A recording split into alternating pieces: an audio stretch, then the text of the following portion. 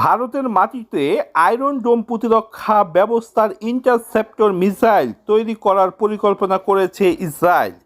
ইসরায়েলের সরকারি প্রতিষ্ঠান রাফায়েল অ্যাডভান্স ডিফেন্স সিস্টেম ভারতে এই জন্য একটি কারখানা স্থাপন করতে পারে।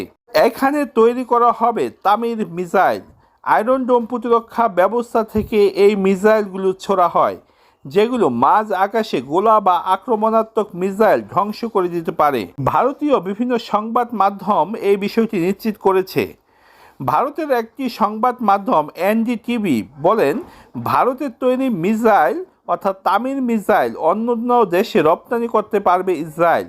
ভারতে তৈরির সুবিধা হলো তারা এখানে এগুলো খুবই কম দামে উৎপাদন করতে পারবে এবং যখন প্রয়োজন হবে তখন ব্যাকআপ হিসাবে ভারত থেকে মিসাইল নিতে পারবে ইসরায়েলিরা। চলতি বছরের ফেব্রুয়ারি মাসে ইসরায়েল সফরে যান ভারতের প্রধানমন্ত্রী নরেন্দ্র মোদী।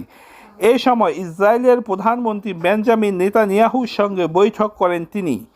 বৈঠকে তারা প্রতিরক্ষা ও অন্যান্য খাতে সম্পর্কের উন্নয়নের কথা বলেন। আরেকটি গুরুত্বপূর্ণ সূত্র জানিয়েছে যে ভারতে মিসাইল তৈরির পরিকল্পনাটি এখন চূড়ান্ত হওয়ার খুবই কাছাকাছি আছে।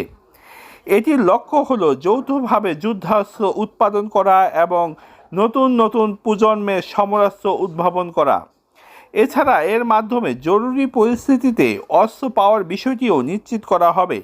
যদি ভারত বা ইসরায়েলের জরুরি অস্ত্র প্রয়োজন পড়ে, তখন একে অপরকে খুব কাছ থেকে যৌথভাবে উৎপাদিত করা অস্ত্র বিভিন্ন প্রয়োজনে সরবরাহ করতে পারবে। আর এতে করে ইসরায়েলি প্রতিরক্ষা ব্যবস্থা যেমন সুরক্ষিত এবং সক্ষমতা বৃদ্ধি পাবে, তেমনিভাবে ভারতেরও প্রতিরক্ষা ব্যবস্থার সক্ষমতা বহুগুণ বেড়ে যাবে।